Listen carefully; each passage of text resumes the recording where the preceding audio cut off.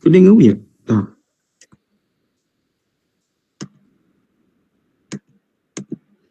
Assalamualaikum warahmatullahi wabarakatuh.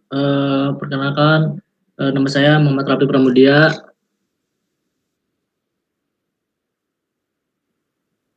nama saya Ahmad Tangguh Erdiana.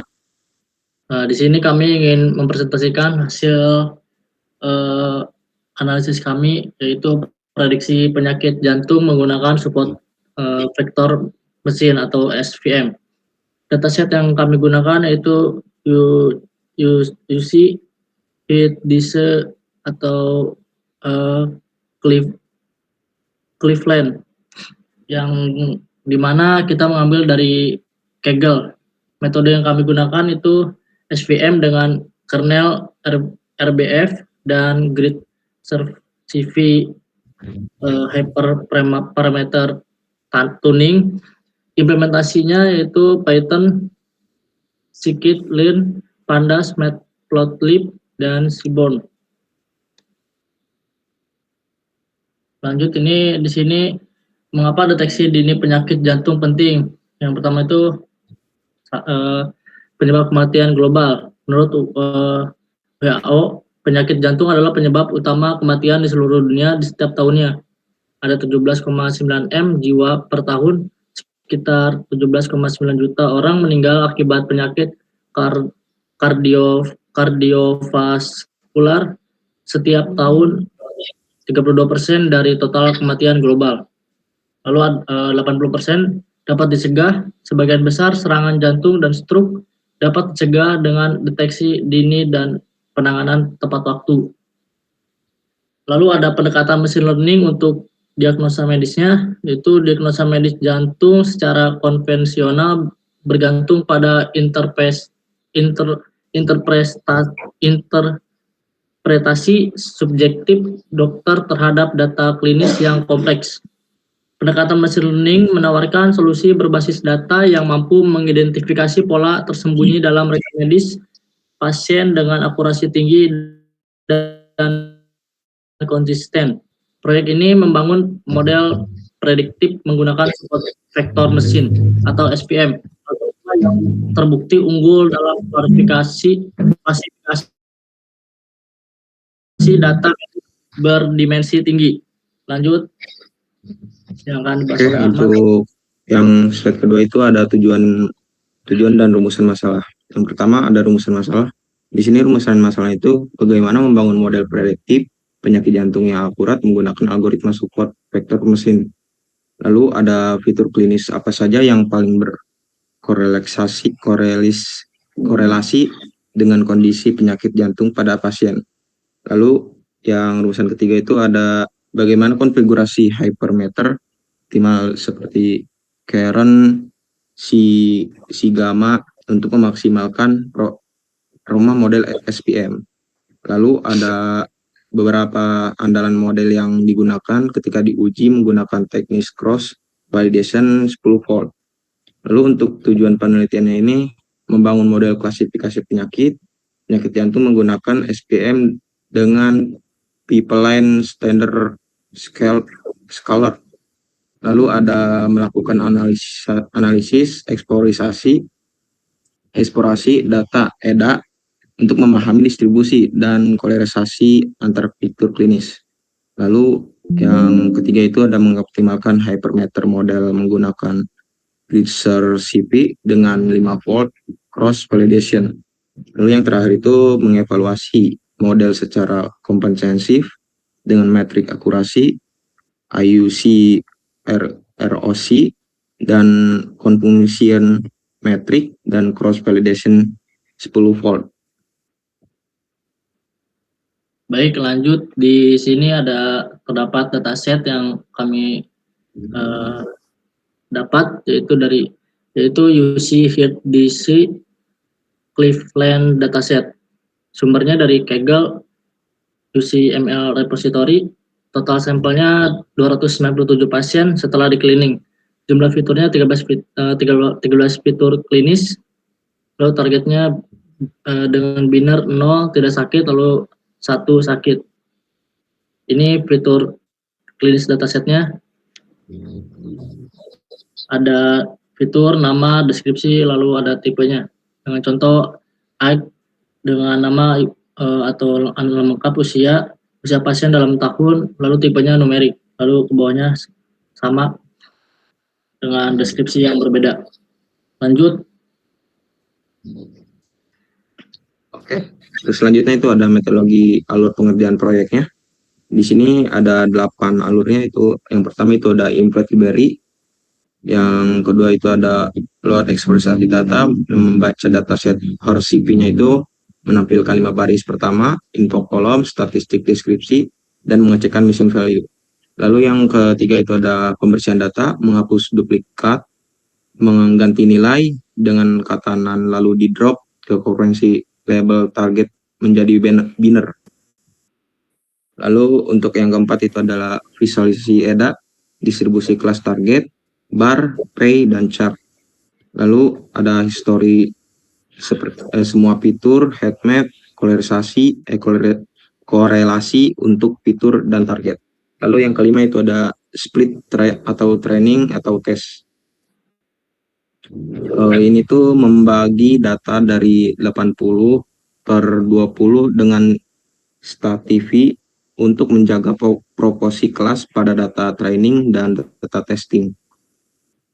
Lalu yang keenam itu ada pipeline SPM, membangun pipeline standar scalar atau SPC dengan Keral RBF si 1.0 dengan gamma skala probability true. Lalu yang ketujuh itu ada hyperparameter tuning dari Blitzer CV 5 volt. Lalu yang ke-8 itu ada evaluasi dan simpan, akurasi UIC ROC, confusion matrix, qualification report 10 volt, cross validation, lalu simpan model PKL. Selanjutnya. Baik, di sini ada sebaran pasien yaitu sakit dan tidak sakitnya. Distribusi kelasnya yaitu penyakit jantung, jumlah pasien per kelas sini kelihatan. Yang tidak sakitnya itu ada 160, yang sakit ada 137. Proporsi kelasnya juga terlihat sini 53%, yang tidak sakit, lalu yang sakit itu 46,1%. Interpretasinya yaitu dataset cukup seimbang. Pasien 23,9% tidak menderita penyakit jantung dan 137 pasien atau 46,1% menderita penyakit jantung. Ketidakseimbangan yang minimal ini baik untuk pelatihan model karena model tidak akan bias terhadap salah satu kelas secara berlebihan. Lanjut. Oke, selanjutnya itu ada histogram distribusi setiap fitur klinis. Di sini ada distribusi di setiap fiturnya, itu ada egg, ada sex, ada CP, ada talats, ada old peak, dan ada cool. Yang untuk egg itu pasien mayoritas berusia 50 sampai 65 tahun. Puncak di sekitar 55 tahun sampai 60 tahun. Lalu untuk yang seks itu dataset didominasi oleh pasien laki-laki dengan usia rata-rata 68%, dengan 68%. Lalu untuk CP ini tipe nyeri dada asitomasi paling banyak menarik, ini justru paling berkorelasi dengan penyakit. Detak ya, yang ke selanjutnya itu ada talats, detak jantung max distribusi normal berkisar 100 sampai 190 bpm. Lalu ada old peak, itu sebagian besar pasien memiliki depresi setara rendah 0 sampai 1%, 0 sampai 1 ekor kanah panjang.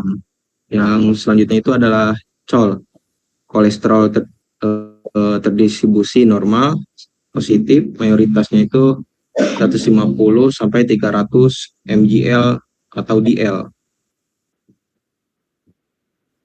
Baik, di sini ada eksplorasi data atau korelasi matriks antar fitur. Terlihat matriks korelasi antar fiturnya yaitu korelasi signifikan dengan target kondisi tal plus 0,52. Thalassemia adalah prediktor terkuat penyakit jantung. Lalu C dengan poin plus 0,46, semakin banyak pembuluh tersumbat, risiko semakin tinggi. Lalu ada CP plus 0,41, tipe nyeri dada asimptomatis berkaitan dengan penyakit. Lalu ada eksang dengan plus 0,42, yaitu angina saat olahraga berkorelasi kuat dengan penyakit. Lalu ada outpeak dengan plus 0,42, depresi ST yang besar menandakan iskemia miokardium. Lalu yang merah itu ada talat dengan minus 0,42, yaitu detak jantung maksimal rendah berkaitan dengan penyakit. Lalu ada slope dengan plus 0,33. Di sini kemiringan ST puncak olahraga yang abnormal berbahaya.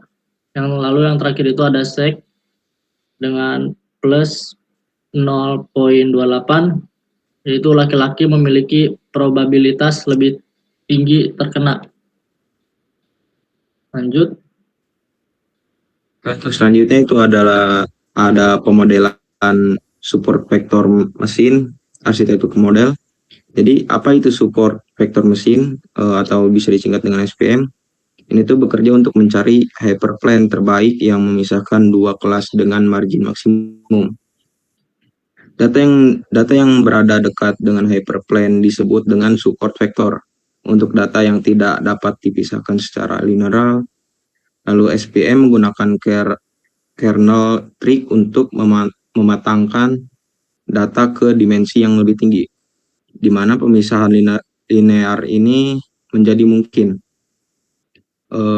Yaitu selanjutnya itu ada kernel RBF atau bisa disebut dengan radial basis function, adalah yang paling umum untuk digunakan untuk data klinis. Dan di sini ada pineapple model yang dibangun mulai dari data input, start secular, lalu ke SPM, RBL kernel, lalu ke prediksi output. Dan di sini juga ada grid source CP hypermeter tuning, yang si regulasi ini mengontrol toleransi terhadap misklasifikasi. Terus yang gamma ini mengontrol jangkauan pengaruh tiap data point. Terus yang kernel ini fungsinya transformasi ruang fitur. Lalu CP ini validasi saling untuk seleksi model terbaik. Lalu yang scoring ini metrik yang dioptimalkan saat pencarian. Selanjutnya. Baik, lanjut ke evaluasi model, yaitu confusion metric dan kurva erosinya. Di sini terlihat confusion metriknya yang tidak sakit itu 32/0, lalu yang sakitnya 9/19. Dan di sini ada evaluasi model SPM-nya, yaitu erosi curve yang menandakan yaitu 32 true negatif, pasien tidak sakit, diprediksi tidak sakit atau bisa dikatakan benar atau tidaknya. Lalu ada 0 false positif, pasien tidak sakit, diprediksi sakit atau salah. Lalu 9 false negatif, pasien sakit, diprediksi tidak sakit atau berbahaya. Lalu 19 true positif, yaitu pasien sakit, diprediksi sakit atau benar.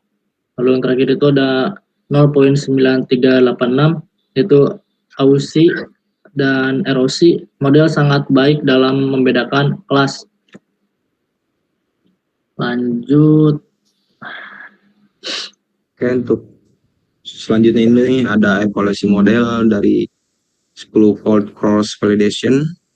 Dan di sini ada diagramnya untuk persenan ringkasan hasil CP ini untuk yang 82%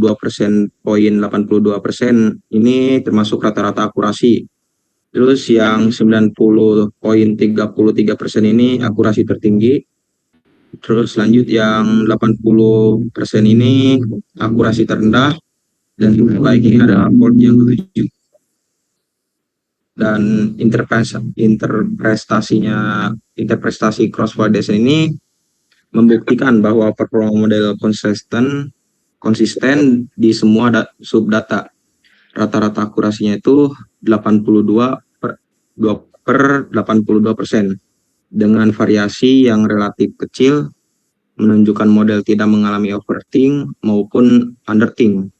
Perbedaan antara fault tertinggi yaitu 93% dan rendahnya itu 80% masih dalam rentang yang wajar, mencerminkan keadaan generalisasi model pada data baru. Generalisasi garis merah terputus ini pada grafik menandai rata-rata sebagai benchmark performa. Selanjutnya. Lanjut ke evaluasi model, metrik lengkap, yaitu classification, report, dan metrik evaluasi. Yang pertama itu ada akurasi dengan 84,67%, prediksi benar dari seluruh prediksi, model berhasil mengklasifikasikan 51 dari 60 pasien uji dengan benar. Lalu ada rekal dengan 100% atau kelas 0. Sini semua pasien tidak sakit berhasil terdeteksi, namun rekal kelas sakit lebih rendah 68% karena 9 pasien sakit tidak terdeteksi. Lalu ada AUSI dan ROC dengan 0,9386. Nilai 0,9386 ini berarti model 93,86% mampu membedakan pasien sakit dari tidak sakit, termasuk kategori sangat baik. Lalu ada precision dengan 100% kelas 0. Dari semua yang diprediksi tidak sakit 100%, memang benar tidak sakit, tidak ada false positif untuk kelas 0.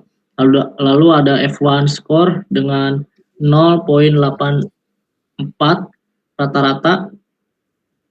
Harmonic mean antara precision dan rekal F1 lebih informatif dari akurasi pada data yang sedikit tidak seimbang. Kesimpulan dari metrik keseluruhan ini yaitu model SVM menunjukkan performa sangat baik terutama pada kelas tidak sakit atau precision dan rekal 100%. Tantangan utama dalam mendeteksi semua pasien sakit, rekal 68%. Untuk aplikasi medis, rekal kelas sakit perlu ditingkatkan agar tidak ada pasien sakit yang terlewat. Lanjut. Oke, untuk selanjutnya itu implementasi contoh dari prediksi pasien baru, dan di sini ada data pasien sampel input ke model, yaitu yang pertama itu ada egg dengan poin 54, lalu sex dengan poin 1, CP poin 0, tes BPS 122, lalu cool dengan 286, FBS dengan poin 0, res HCG itu dengan poin 0, touch dengan poin 116, exang poin 1, dengan outpick 3,2, lalu sloppy dengan poin 1, cak dengan poin 2, touch dan dengan poin 2. Dan di sini hasil prediksinya itu sakit jantung. Probabilitasnya itu yang tidak sakit itu 20%, probabilitas yang sakit itu 80%. Mengapa prediksi ini sakit? Yang pertama itu ada outpick dengan 3,2. Di sini menjelaskan depresi ST sangat tinggi. Yang kedua itu dengan cap poin 2, dua pembuluh besar tersumbat, lalu dengan eksang, satu anginan saat olahraga, lalu dengan yang selanjutnya itu TAL dengan poin 2, reversibly difference risiko tinggi, lalu dengan selanjutnya itu ada touch dan poin 116, detak jantung maksimal rendah. Dan di sini ada cara menggunakan model yang tersimpan untuk codingannya. Yang pertama itu ada import Jobly Pandas ASPD, lalu di sini memasukkan modelnya, dan nanti selanjutnya itu ada data frame dari poin-poin yang tadi, yang egg, yang sex, dan selanjutnya. Lalu masuk ke ringkasan hasil, yaitu performa model SVM atau rekap lengkapnya. Di sini 297 total sampel setelah data cleaning, lalu ada 13 fitur input, klinis dan diagnosis, lalu ada RBF, kernel terbaik dari Grid Search CV, lalu 84,67% akurasi tes pada 60 data tes, lalu di sini ada 0,9386 outs dan ROC skornya, performa diskriminatif. Lalu yang terakhir itu ada 82,82%, CV 10 volt, rata-rata akurasi lintas volt. Dan sini juga ada konfigurasi hyperparameter terbaiknya, yaitu kernel RBF, C dengan 10 atau 100, gamma dengan hasil scale, probability true, lalu ada random state-nya 42. Kelebihannya yaitu akurasi tinggi dan ROC-nya sangat baik, 0,9386. Lalu model tidak overfitting, dibuktikan CV 10 volt, dan preprocessing pipeline terintegrasi standar scalar. Lalu yang terakhir itu false positif, 0 untuk kelas tidak sakit. Di sini juga kita punya keterbatasannya, yaitu rekal kelas sakit masih 68%, 9 pasien sakit tidak terdeteksi, dataset relatif kecil 297 sampel, perlu data lebih besar lagi. Lalu ada grid search CV-nya memerlukan waktu komputasi panjang, dan yang terakhir itu model bersifat black box, interpretabilitas terbatas. Lanjut. Oke, untuk selanjutnya itu ada kesimpulan dan rekomendasi, temuan dan langkah selanjutnya untuk proyek ini. Yang pertama, untuk kesimpulannya itu model SPM dengan kernel RBF berhasil dibangun dengan mencapai akurasi 80,67% pada data uji IUC ROC dengan akurasi 0,1380 yang sangat baik. Lalu yang kedua itu ada fitur paling prediktif adalah touch, ada touch, CP, Exang, Outpeak, dan touch. Temuan ini tuh konsisten dengan literatur medis. Lalu yang ketiga itu adalah 10 port cross validation mengkonfirmasi stabilitas model dengan rata-rata akurasi 80,82% tanpa tanda-tanda overthink. Lalu yang keempat itu ada pipeline standar scalar plus SCP, memastikan data terskala dengan benar sebelum masuk ke model, meningkatkan akurasi secara signifikan. Lalu ada rekomendasi pengembangan. Rekomendasi pengembangan yang pertama itu tambahan data, perbesar dataset, sumber multi center untuk meningkatkan generasi model. Lalu yang kedua itu ada tangani FN, gunakan teknologi consensitive learning untuk oversampling atau SMOTE untuk meningkatkan rekal kelas akid. Lalu yang ketiga itu ada eksplorasi model lain banding dengan random forest, lalu XGBoost atau neural network untuk predictive ensemble. Yang terakhir itu ada deploy, bungkus model dalam API REST atau Flex API untuk aplikasi web sederhana menggunakan klinis. Mungkin sekian saja presentasi dari kami, kurang lebihnya mohon maaf. Assalamualaikum warahmatullahi wabarakatuh.